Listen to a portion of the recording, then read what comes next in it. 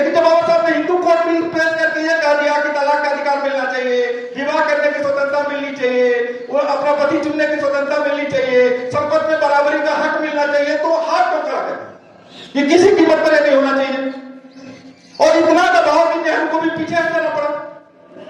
तो संविधान सभा में संविधान के सदस्यों के सारे सहमति का यह अर्थ नहीं है सामान्य बातों पर सब सहमत होते हैं, ठोस बातों पर सहमति। अब तब मैं ज्यादा नहीं लगू, मैं भी ज्यादा बोलता हूं। जैसे अल्पसंख्यकों का अधिकार, बाबा साहब ने 1946 में एक करीब 45 पेज का एक डॉक्यूमेंट लिखा, convent act not and their revolution. उन्होंने साफ लिखा है कि जो संसदीय प्रणाली हम चुनने जा रहे हैं ब्रिटेन वाली, ये हमारे देश के लिए कारगर नहीं है। और अगर ये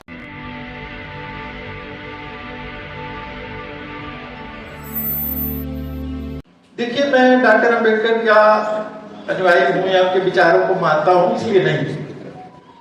अभी इस देश में मुझे कोई ऐसी समस्या नहीं दिखाई दी है ठोस, जिस ठोस समस्या का ठोस समाधान डॉक्टर अंबेडकर ने न बताया, या कोई ठोस क्या बीमारियां हैं और भविष्य में क्या क्या बीमारियां होने वाली हैं और उन बीमारियों से क्या क्या बीमारियां हो सकती है, इसके बारे में ना बताया। मान लीजिए कोई नई बीमारी पैदा हो जाएगी जिसके बारे में उन्होंने नहीं बताया होगा, तो हम लोग विचार करेंगे, क्योंकि उन्होंने भी तो कहा है कि हमारे भक्त मत बनो। लेकिन कोई नई बीमारी आए तो सबसे पहले मैं जो एक विषय है अल्पसंख्यकों के प्रतिनिधित्व का प्रश्न, एक चीज और कहना चाहता हूं कि बाबा साहब ने, मैं दो बातों को लूंगा, संविधान और बाबा साहब एक दूसरे का प्रयास भी मानता हूं, थोड़ा अलग अलग। जैसे बाबा साहब ने संविधान से पहले भी सैकड़ों किताबें लिखी हैं और हजारों पंपलेट लिखे हैं, हजारों दसियों हजार भाषण दिए हैं, और फिर संविधान लिखने के बाद भी कम से कम बड़ी बड़ी 5 किताबें लिखी हैं, और मौजूद रहते तो हो सकता 10-20 और लिखते। तो संविधान ऐसा क्यों? अगर सैकड़ों किताबें जो लिखी, हजारों जो पैम्पलेट लिखे, 10 या हजार जो भाषण दिए, नो डाउट उन्होंने कोशिश किया कि संविधान में वो सूत्र के रूप में आ जाए। लेकिन अगर यही पर्याप्त हो गया होता सूत्रों में आ जाना, तब तो पूरी सेहत पर दांव लगा के, मौत को आमंत्रित करके और ये कहते हुए कि 5 किताब लिखे बिना तो मैं मरना ही नहीं चाहता, और डॉक्टर के ये कहने पर कि नहीं आप आराम कीजिए तो बोलिए 5 लिख लूंगा, इतना समय है मेरे पास, और अपनी जान की कीमत उधार लेकर के, निवेदन करके वो किताबें लिखते हैं, छपवाते हैं, कुछ नहीं छपती हैं, 80 तक नहीं छपती हैं। तो मैं ये जरूर आग्रह करूंगा कि जब हम संविधान पर बात करें तो उसके पहले पर भी, उसके बाद पर भी, और उसका कितना संविधान में सूत्रबद्ध है और क्या नहीं खोला गया, इस पर भी बात करें। एक छोटी और बात, समय बहुत कम है, 10 मिनट। जब हम बोलते हैं कि हम सभी को अच्छा बनाना, सब आदमी सहमत है, सामान्य बात और सूत्रों में कही हुई बात पर सहमति में कोई दिक्कत नहीं होती। लेकिन जब हम कहें कि हम सब समान ऐसा मान लेंगे, लेकिन कोई समानता के व्यवहार के लिए कहें कि आप चाहे मुख्यमंत्री हैं, चाहे आप प्रोफेसर हैं, और चाहे बड़े में आदमी है, खाने की लाइन लगी हुई है, शराब भी लग जाएगी, हमारे यहाँ को ठेस पहुंच जाएगी। मैं कहना यह चाहता हूं कि संविधान सभा में जिन बातों पर सामान्य तौर पर लोग सहमत थे, जब वो ठोस होने लगी उनका मतलब क्या है, तो सबसे बड़े जो उसके अध्यक्ष थे राजन बाबू, वही नहीं सहमत थे। जैसे पेज दर पेज लिख दिया गया कि महिलाएं पुरुष के बराबर हैं, बराबर मामले में बराबर है, सब न्याय मिलना चाहिए।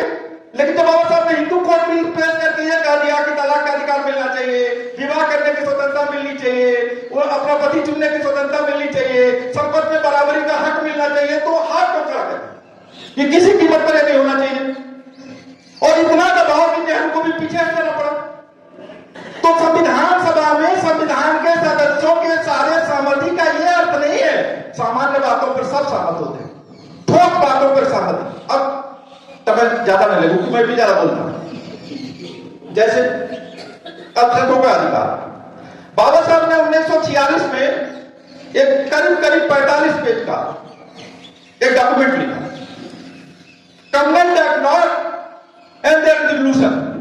उन्होंने साफ लिखा है कि जो संसदीय प्रणाली हम चुनने जा रहे हैं ब्रिटेन वाली, ये हमारे देश के लिए कारगर नहीं है, और अगर ये लागू हुई तो भविष्य में दो समुदायों के राजनीतिक प्रतिनिधित्व पूरी तरह छीने जा सकते हैं।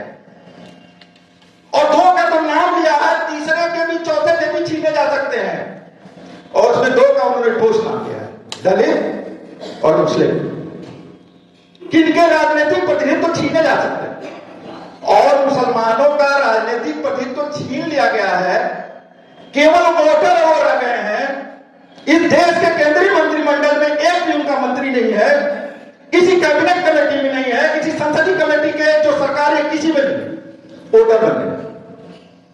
तो बाबा साहब ने उसका उपाय बताया। दलितों का इसलिए नहीं छीना गया है क्योंकि बाबा साहब ने लड़ करके तय करा दिया था कि इतना राजनीतिक प्रतिनिधित्व तो तुमको हमारी आबादी के अनुपात में देना ही पड़ेगा। अगर ये तय करके वो संविधान में लिखा के नहीं गए होते तो हमको गिनना पड़ता कि 2 आदमी 4 आदमी है कि नहीं है, कोई प्रतिनिधि नहीं होता। मैं एक पार्टी का नाम ले रहा हूं, छोटा सा, उसको 2 विधायक जीते हैं बसपा के, हमारी पार्टी के किसी उसमें नहीं जाते, दोनों गैर दलित जीते हैं। एक ठाकुर जीते हैं, बिहार से यादव, क्योंकि वो अपना वोट, अपने पैसे का वोट, अपने जात का वोट, बसपा ने उनके अपनी जात का वोट दिला दिया। एक बसपा अब ये कैसे नहीं जीता। तो बाबा साहब ने उसका रिजोल्यूशन बताया बकायदा। अब हम कहेंगे रामेश्वर दयाल सर, भाई हमारी रेखा तो इस संविधान तक है और उसमें तो लिखा नहीं है, तो इस अल्पसंख्यकों के समाधान कब करें क्या? बाबा साहब बता के गए भाई संविधानों में तो लिखे नहीं है, तो हम करें क्या? दूसरी बात, और इस देश में कंप्लीट मुसलमान राजनीतिक प्रतिनिधि, यूपी की सरकार में एक मंत्री विधान परिषद में ले जाके बैठाया गया। अभी बिहार का केंद्रीय मंत्रिमंडल बनाया तो एक मंत्री बैठाया गया मुसलमानों को, जिनकी आबादी 15%। उसका रिजोल्यूशन बताया, यहां टाइम नहीं है, ऐसे मत सोचिए। दूसरी बात, मैं थोड़ा एजुकेशन पे आता हूं। हम लोग काफी हद तक अपने स्वार्थ के इर्द गिर्द सोचते हैं। इस देश में यूपी बिहार में 80% दलितों के बच्चे और अन्य पिछड़ी जातियों के बच्चे जिन स्कूलों में पढ़ रहे हैं, उन स्कूलों से वो हाई स्कूल भी कर लें, इंटर भी कर लें, एक छोटी सी सरकारी नौकरी का फॉर्म भर के किसी प्रतियोगिता में पास नहीं हो सकते। एक जगह हम लोग मीटिंग में थे, हम सभी दलित समाज के, बहुजन समाज के लोग थे। मैंने कहा इस पर हम लोग बहुत कम लिखते हैं। पूछा गया क्यों? उत्तर आई, हमारे बच्चे तो उसमें नहीं है ना, हम लोग तो बैठे तो पब्लिक स्कूल में पढ़ा सकते हैं ना, और इनडायरेक्टली अच्छा है कि हमारा जो 10% बच्चे पब्लिक स्कूल में अंग्रेजी में पढ़ सकते हैं हमारे पैसे से। अब आरक्षण की सीमित नौकरियों में वही कौन प्रतियोगी होगी, ये 80-90 नहीं, एक दम में पढ़ने लायक है। उस स्कूलों में कोई पढ़ाई नहीं रही हो, बीएलओ इसमें फॉर्म भर रहा है, उस स्कूलों की हालत है। एक छोटी बात, कभी कभी हम लोग अमानी बात कर रहे हैं। सबसे पहले मिड डे मील लागू हुआ था तमिलनाडु में, अब तो लंच भी लागू है। वो स्कूल इतने शानदार है सरकारी, मिड डे मील हमको आसान समाधान हम ढूंढना चाहते हैं। मिड डे मील वही लागू हुआ था और लंच भी अब लागू है। अंडा केला ये, और पढ़ाई का स्तर देख लीजिए और उनका के सरकारी स्कूल देख लीजिए, उसकी गुणवत्ता देख लीजिए, केरल का देख लीजिए। हम बड़े आसानी से सोचते हैं मिड डे मील के चलते गए। अब एक दूसरी बात छोटी सी और, जब भी बाबा साहब ने संविधान प्रस्तुत किया था तो अंतिम भाषण में बता दिया था कि भविष्य की बीमारी क्या होने वाली।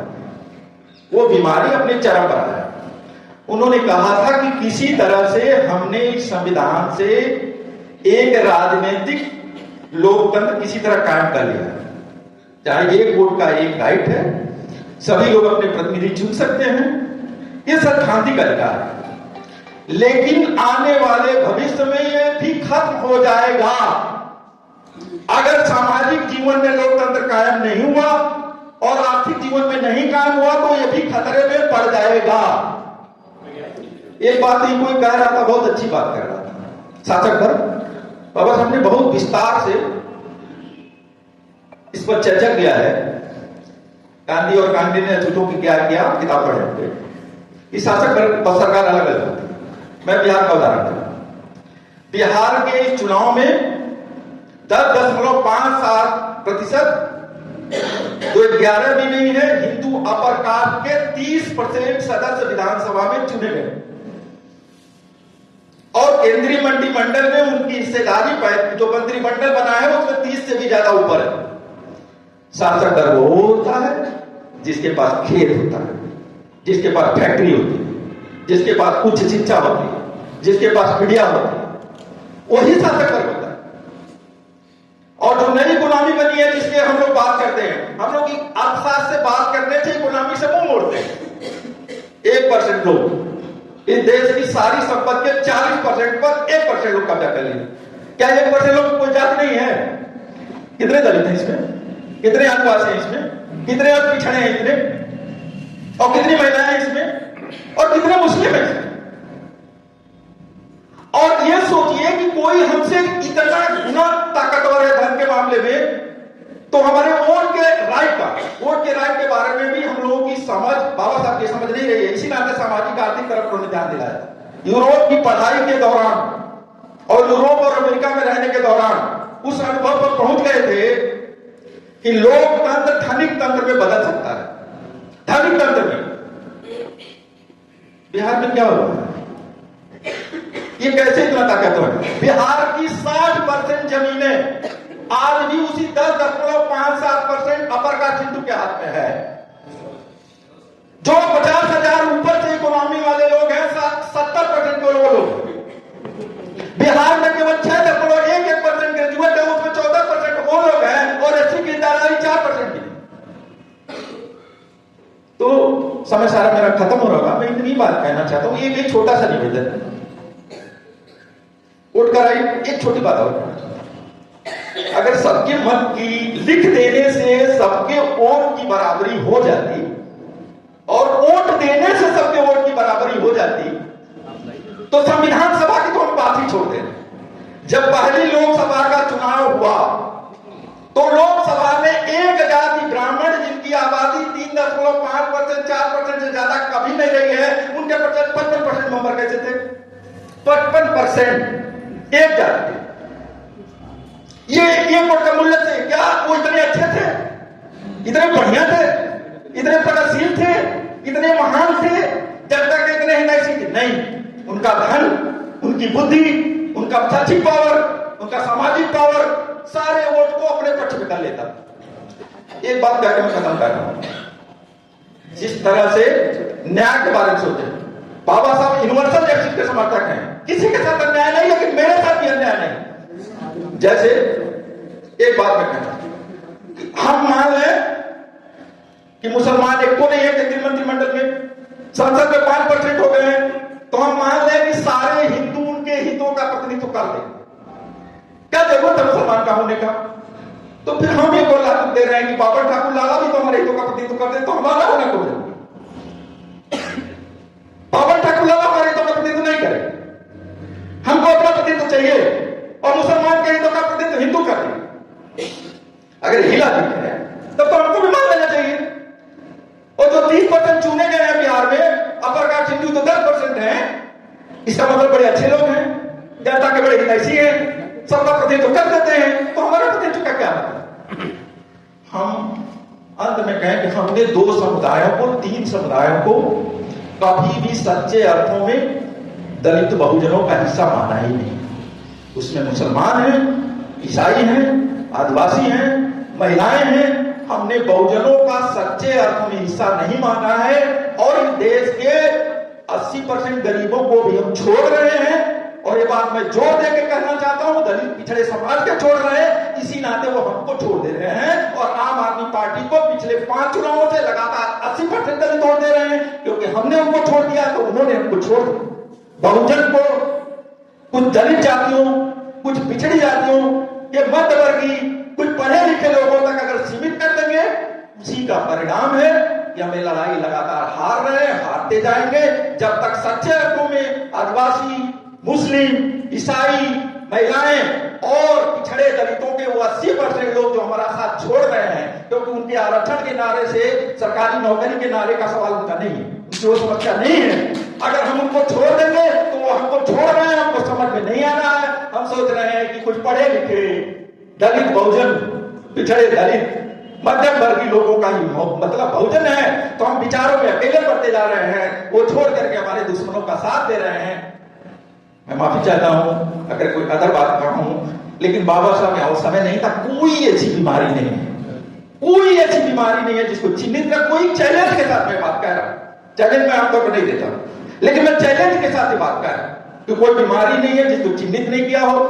और अलग अलग ठोस ठोस बीमारियों का जनरल दवाई मत बताइए। बुखार हुआ है पैरासीटामोल खाओ, और गला फंसा तो एजिथ्रोमाइसिन, और पेट की है तो कोई कुछ और।